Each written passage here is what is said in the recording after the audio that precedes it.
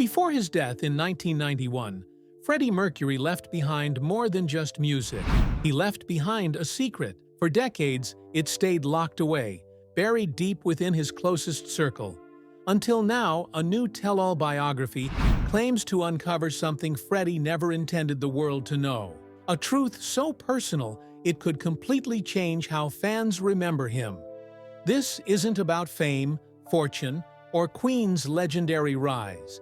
It's about the private man behind the performer, the one who kept his heart's biggest secret hidden until his final days. What exactly did Freddie reveal before he died? The untold journey to becoming Freddie Mercury. Freddie Mercury, the global icon we all know and adore, actually started life as Farrokh Bulsara. His story began in British colonial Zanzibar, East Africa, where he was born into a Parsi family with roots in Western India. Because his father worked for the British Colonial Office, the Bulsaras were always on the move, living in a mix of vibrant and unfamiliar places. That constant exposure to different cultures and colors would later shape the flamboyant, larger-than-life persona the world would come to recognize. Even from birth, it seemed destiny had plans for him. Mercury was born with 4 extra incisor teeth, which created a distinct mouth shape. And according to vocal experts, it actually helped amplify his legendary voice. But despite all that natural talent, Freddie wasn't born with the confidence we associate with him today. As a kid, he was painfully shy.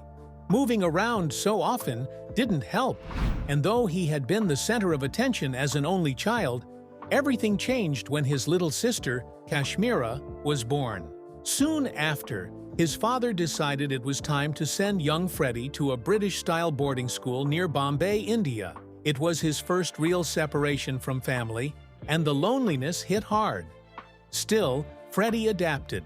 He threw himself into his art classes, tried his hand at sports, and stuck with his piano lessons, planting early seeds for the performer he'd become. Just as he found his footing, life took another sharp turn. In 1964, political unrest in Zanzibar forced the Bulsaras to flee the country. They resettled in England, but the adjustment was brutal. After years in sun-soaked, lively places, Freddie suddenly found himself in dull, gray Feltham, just outside London. The culture shock was overwhelming, and his schoolwork suffered. But London was changing fast. The swinging 60s had taken hold, and creativity was exploding everywhere. The Beatles, the Rolling Stones, and The Who were rewriting music, while soul records from America filled every record shop.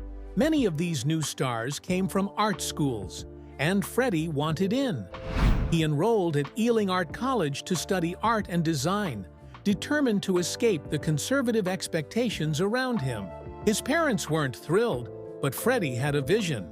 Even though design wasn't quite his perfect fit, while others focused on packaging and advertising projects, he became fascinated by the showmanship of artists like Jimi Hendrix. His passion was clearly shifting toward music. After graduation, Mercury took on an odd mix of jobs, selling vintage clothes, handling luggage at Heathrow, but his real focus was music. He played with several small bands that didn't go far, but along the way, he met 2 people who would change everything: Roger Taylor and Brian May. They had a band called Smile, and Freddie was one of their biggest fans. What none of them knew back then was that this quiet admirer would soon step into the spotlight and help transform their band into something truly legendary. The moment Queen was truly born. Smile was the band that started it all, fronted by a young singer named Tim Staffell. He and Freddie Mercury had known each other since their Ealing College days, and for a couple of years, Smile had managed to build a modest following. But then, seemingly out of nowhere, Staffell decided to quit the band to join another group. For most people, that might have been the end of the road, but for Freddie Mercury, it was the beginning of something extraordinary. He saw Staffell's departure not as a setback, but as an open door. Without missing a beat, he told Roger Taylor and Brian May that they shouldn't call it quits. Instead, he offered a bold vision. He would step in as lead singer, and together they would create something brand new. This wasn't going to be Smile 2.0. Freddie wanted to build a band with its own sound, its own identity, and its own name. That name, of course, was Queen. Taylor and May weren't immediately convinced. It sounded a little too bold, a little too strange, but Freddie was persuasive, confident, and absolutely certain it was perfect. Eventually, they came around, and the name stuck. When fame turned into isolation. In 1982, Queen played what would turn out to be their final show in the United States. The whole experience of recording Hot Space had been rough, a creative experiment gone wrong that left both the critics and fans fuming. The backlash wore Freddie Mercury and the rest of the band down to the bone. They needed time off, a proper reset. 9 months later, they bounced back with fresh energy and new ideas. But their troubles with public opinion weren't quite done yet. Their next album included the single I Want to Break Free. And for the music video, drummer Roger Taylor came up with a cheeky idea.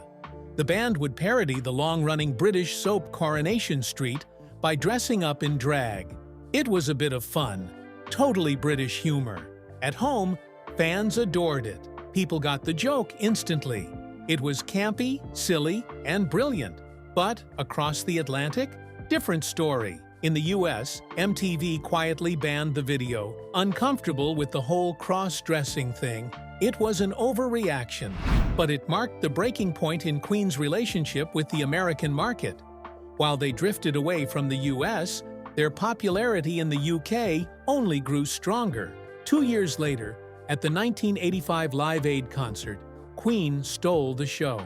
Critics called their performance the highlight of the event, watched by hundreds of millions around the world. Freddie Mercury stood on that Wembley stage not just as a rock star, but as pure royalty. And speaking of royalty, Freddie's social circle at that time was as dazzling as his stage presence. Thanks to actress Cleo Rocos, Freddie and his close friend, radio DJ Kenny Everett, the man who had championed Bohemian Rhapsody years earlier, met Princess Diana. To everyone's surprise, the princess hit it off instantly with Freddie and his friends. She wasn't the stiff royal figure people imagined. She was sharp, mischievous, and loved to laugh. Cleo Rocos later revealed in her memoir that one lazy afternoon with Diana, Freddie, and Kenny turned into something unforgettable. The four of them lounged around Kenny's home, sipping champagne while watching reruns of The Golden Girls, but with the sound off, so they could make up their own, much naughtier dialogue. It was classic Freddie chaos, and Diana was right in on the joke. But the fun didn't stop there. Later that night, Freddie and Kenny planned to go out to the Royal Vauxhall Tavern, a famous London gay bar.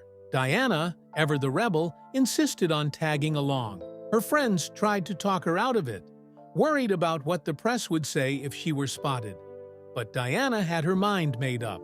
So the group hatched a plan. To keep the princess unrecognizable, they dressed her in full drag, an army jacket, aviator sunglasses, and a leather cap borrowed from Kenny's wardrobe. In the dim light, they decided she looked like an eccentrically dressed gay male model. And incredibly, it worked. The four of them slipped into the bar unnoticed. Surrounded by music and laughter, Diana and Freddie giggled like school kids, relishing the absurdity of it all. They only stayed about 20 minutes, but that short adventure became the stuff of legend. Proof that even the world's most famous princess could sneak out for a bit of mischief with the world's most flamboyant rock star. Not long after that wild period, Freddie began to crave some quiet. The fame, the chaos. It was all starting to feel heavy. So in the mid-1980s, he retreated to Munich, hoping for a little peace.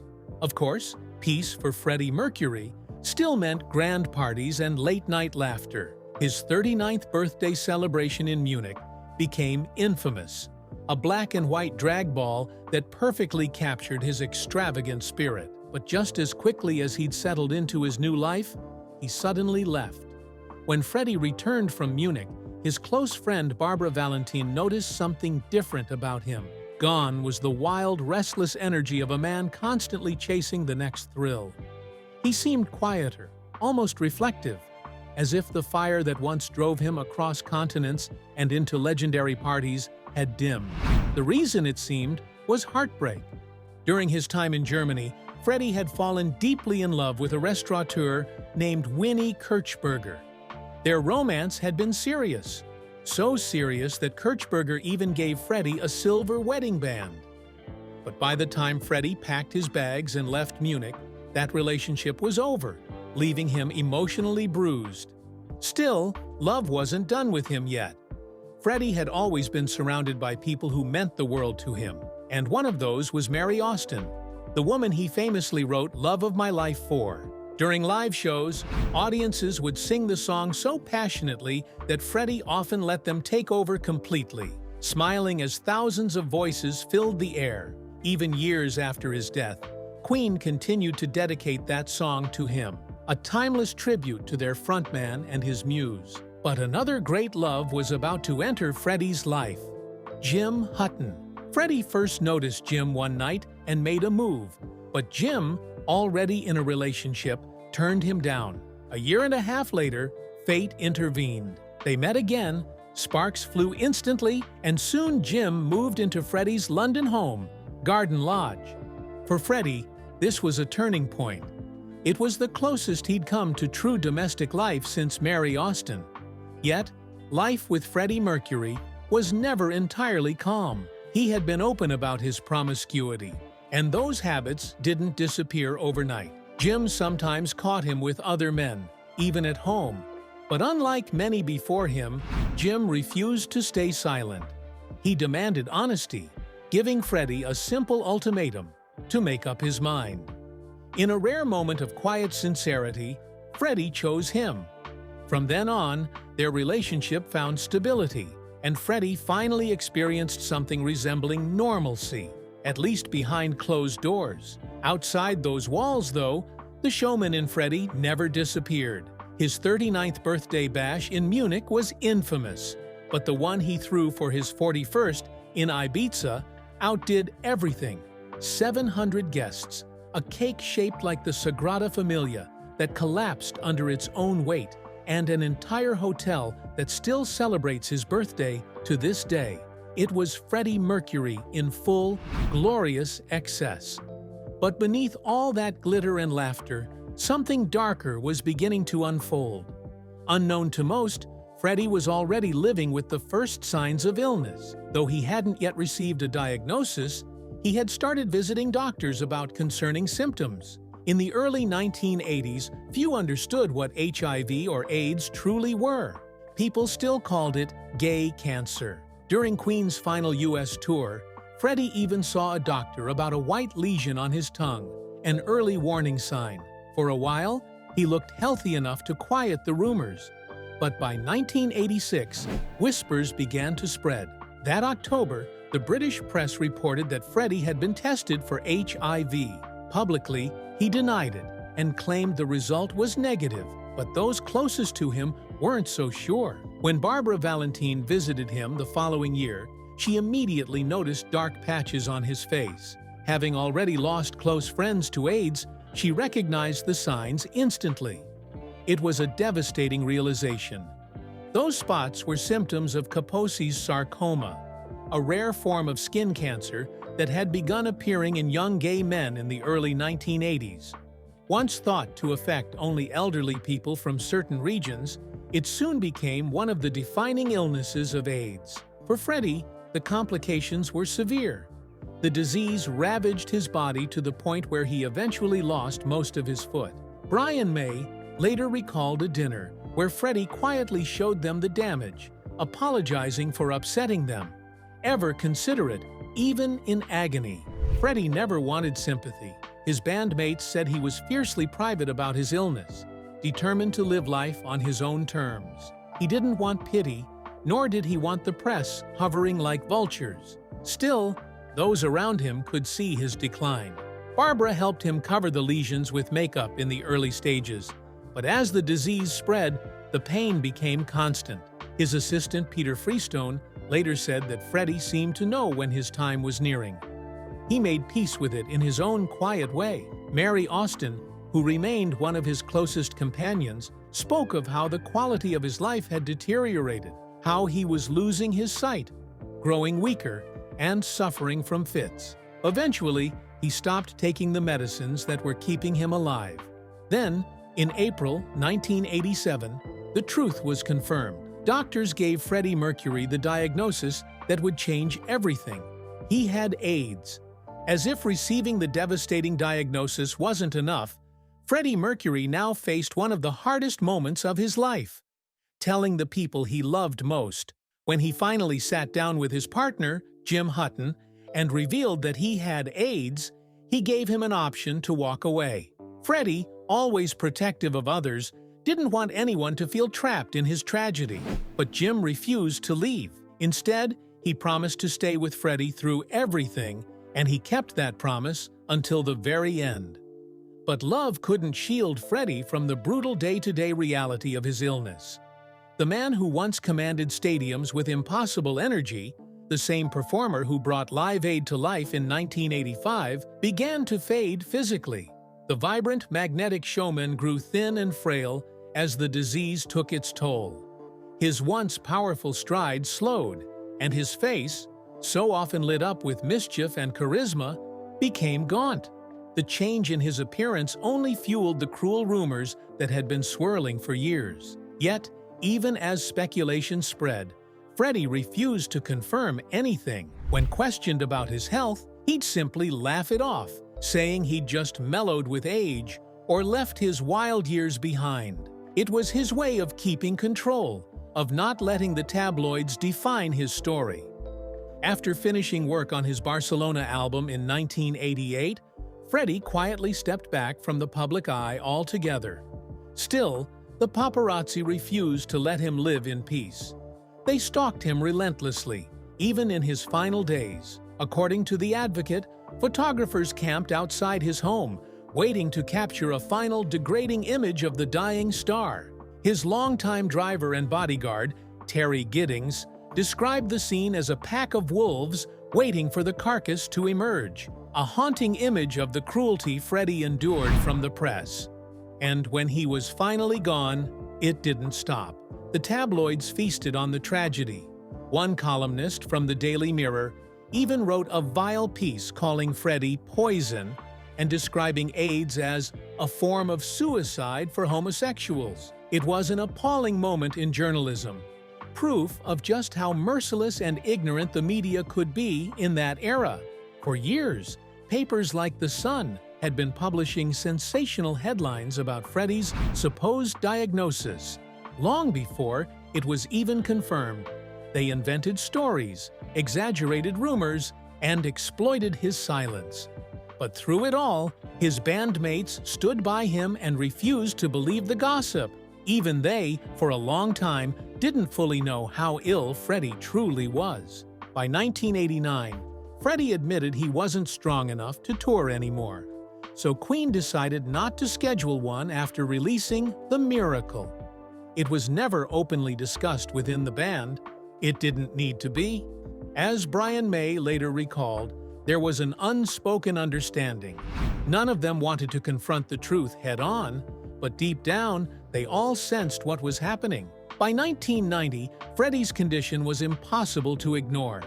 He looked frail, his movements slower, his once booming voice softer. His final public appearance came at the Brit Awards that year, where Queen received the award for outstanding contribution to British music fans, expected Freddie to give the acceptance speech, but instead, Brian May stepped forward. When Freddie finally took the microphone, he managed only a brief thank you and a quiet goodnight. It was the last time the world would ever see him on stage. What really happened between Freddie and Michael? When Freddie Mercury and Michael Jackson first crossed paths, it seemed like the start of something magical. Two of the biggest forces in music history instantly hitting it off. Fans could almost taste the brilliance that might come from their collaboration. Jackson deeply admired Freddie's power and showmanship, while Freddie was in awe of how long Michael had managed to dominate the charts. It looked like destiny had just paired up two icons. But when it came time to actually make music together, things didn't quite go according to plan. Sure, they managed to record 3 demos back in the early 80s, but by 1987, when Freddie was asked about the sessions, his response carried a bittersweet tone. He claimed it was all down to distance.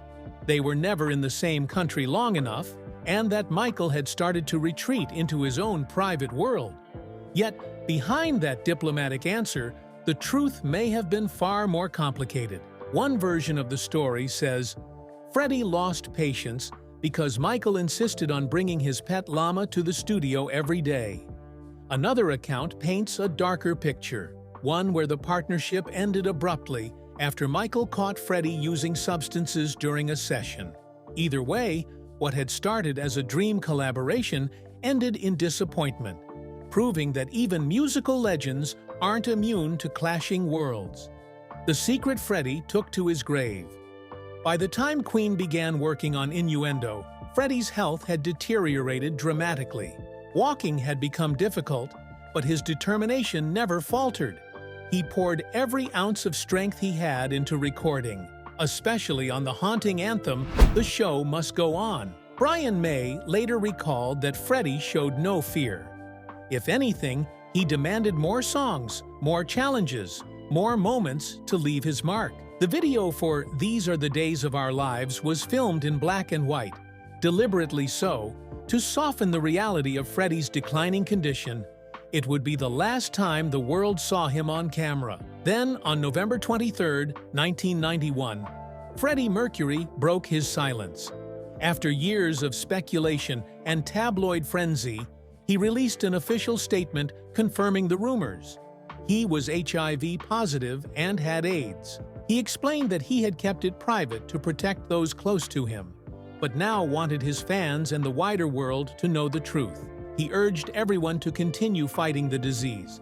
And true to form, he ended by reminding everyone that his privacy would remain sacred. At that time, HIV and AIDS were still surrounded by stigma and misunderstanding. Freddie's statement was monumental, not just because of who he was, but because it forced the world to look this crisis in the eye.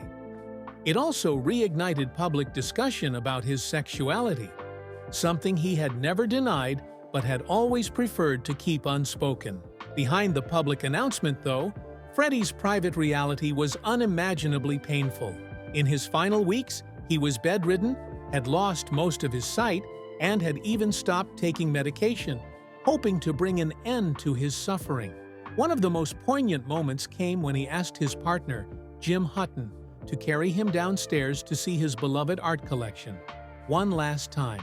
Jim later admitted that it was only then he truly realized how fragile Freddie had become. Tragically, Jim himself had been diagnosed with HIV a year earlier, a cruel mirror of fate that neither could escape. Freddie had told his closest loved ones about his terminal diagnosis nearly a year before, but even in that devastating moment, his thoughts were more for them than for himself. That selflessness, caring more about the pain of others than his own, is what everyone remembered most. Just 24 hours after releasing his statement, Freddie Mercury passed away from bronchial pneumonia, a complication of AIDS. He was at his Kensington home, surrounded by those who loved him, only 45 years old. For fans, the shock was indescribable. After months of speculation, the truth and the tragedy had arrived all at once. Even his closest friends were stunned by how quickly it happened. Peter Freestone, Freddie's loyal assistant for over a decade, later wrote that although everyone knew the end was near, no one expected it to come so suddenly. Even Freddie's doctor had believed there were still a few days left. Peter reflected that perhaps Freddie had simply decided it was time, that he wanted to leave this world on his own terms. In those final hours, the people who mattered most were there, Jim Hutton and Mary Austin among them. It was Mary who made the painful call to Freddie's family to share the news that the world would soon learn. The great Freddie Mercury was gone. Yet, his story didn't end there. After Freddie Mercury's AIDS diagnosis became public, the world reacted with a mix of grief, shock, and, unfortunately, criticism. Some groups claimed that he should have revealed his illness earlier, arguing that someone of his influence could have helped raise awareness and maybe even saved lives. But those opinions often overlooked the deeply personal and painful reality behind his silence. For Queen, the aftermath was devastating. They weren't just mourning their frontman, they were watching the man they loved being torn apart by the press, even in death. Roger Taylor, in particular, never hid his anger about it. He described the journalists who had hounded Freddie as vultures, and years later, he still spoke with raw emotion about the loss. He admitted that none of the band members ever truly recovered. They thought they'd eventually come to terms with it. But the truth was that Freddie's death left a wound that never really healed. For them, the days of Queen felt like a different lifetime altogether. What those critics rarely acknowledged was that Freddie had already done his part quietly. Even before his illness became public knowledge, he had been urging young men to get tested for AIDS and to practice safe sex. He knew his limits, valued his privacy, and firmly believed that he had the right to keep his diagnosis to himself. But there may have been another, even more heartbreaking layer to his silence. Freddie had been raised in the Zoroastrian faith, and his funeral was conducted by a Zoroastrian priest. Some interpretations of Zoroastrian teachings suggest that homosexuality is associated with evil or impurity, beliefs that may have made Freddie's private life incredibly difficult to reconcile with his upbringing. He reportedly never discussed his sexuality with his parents, and many believe that his religious background played a major role in his decision to remain private. It adds a very human and tragic dimension to his story. Despite the pain, the world remains fortunate that Freddie chose to share his extraordinary talent while he could. Even after his death, his desire for privacy endured. His funeral was small, quiet, and intimate, exactly how he wanted it. After his cremation, his ashes were kept safe by his closest confidant, Mary Austin, the woman who had been by his side for much of his life. 2 years later, Mary carried out Freddie's final wish. She left her house discreetly, urn in hand, and laid him to rest in secret. She told no one where she went, not even his parents. To this very day, only Mary knows where Freddie's ashes are buried, and she's vowed to take that secret with her. Of course, fans around the world have their own theories. Some are convinced that Mary took his remains back to Zanzibar, his birthplace. Others believe he rests beneath a tree in his own garden in Kensington.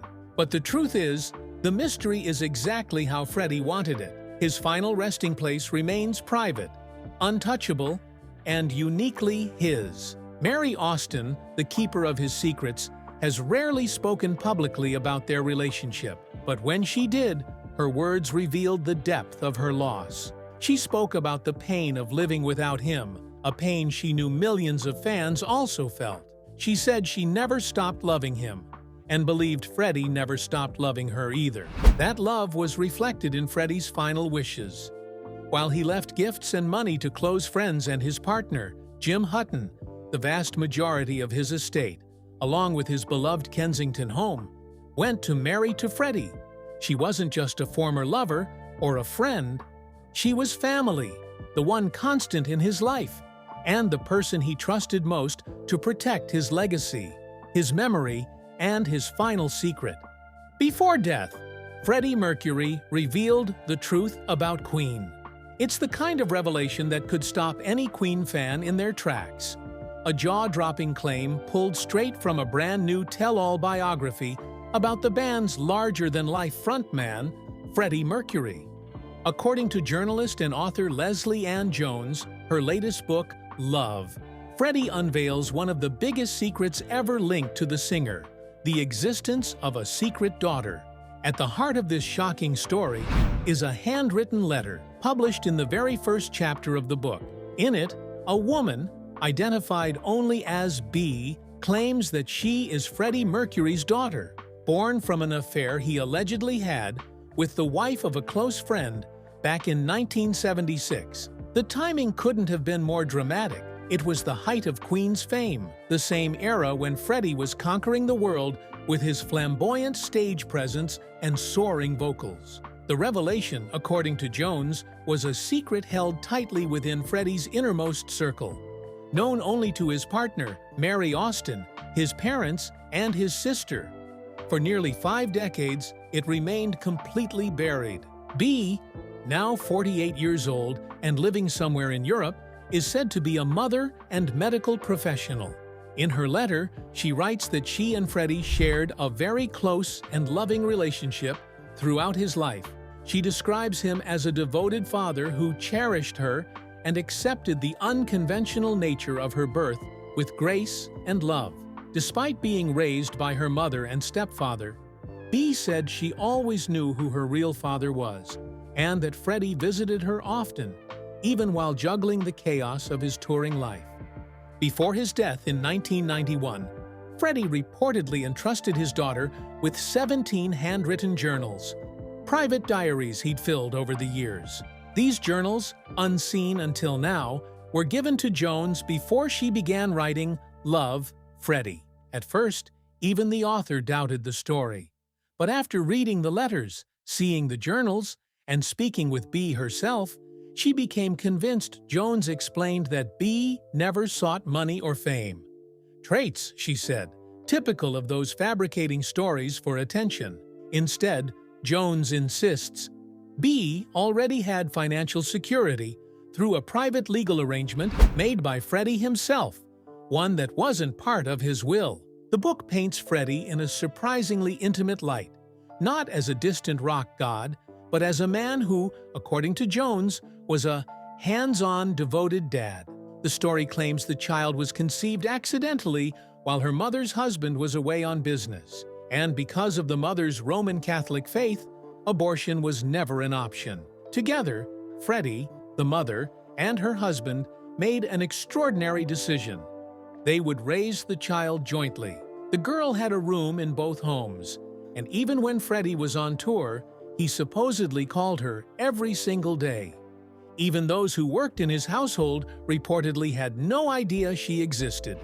Jones insists the secrecy was absolute. The book also sheds light on Freddie's well-known relationships with Mary Austin, his longtime fiancée, with actress Barbara Valentin in the 1980s, and later with his final partner, hairdresser Jim Hutton.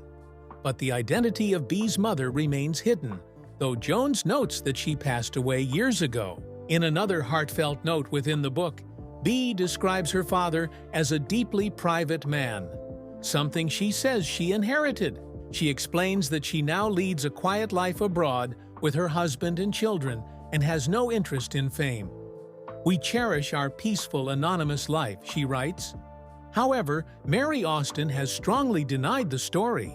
Speaking to The Times, she said she simply couldn't believe Freddie would keep such a joyful secret from her or anyone close to him.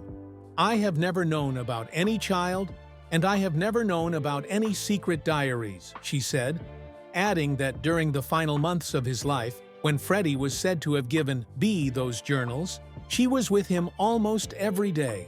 Her words sparked an emotional reaction from both B and Leslie Ann Jones. B said she was devastated by Mary's remarks, especially since, according to her, Mary hadn't even read the book. Jones herself expressed surprise, noting that she had repeatedly reached out to Austin for interviews over the years, but never received a response. The author maintains that the story's credibility rests entirely on the 17 diaries Freddie allegedly gave his daughter just 3 weeks before his death. She also confirmed that a DNA test was conducted to verify B's claim, though the results, while legally authenticated, remain private. When speculation erupted online, some even suggesting the diaries were fabricated using AI, Jones pushed back firmly, saying, "To those insisting Freddie Mercury's diaries were fake or that his daughter doesn't exist, wait and see his true story, told in his own words, is incredible." Meanwhile, Queen's guitarist Brian May recently offered a gentler glimpse into Freddie's personal side during an interview on The One Show, Reflecting on his late bandmate, May said, "Freddie loved photography and would take endless Polaroids of his friends, snapping portraits and then giving them away as gifts. He was very generous," May said fondly. "That was just Freddie." Whether or not the claim about a secret daughter proves true, one thing is certain. The legend of Freddie Mercury continues to grow, layered, mysterious, and every bit as extraordinary as the man himself.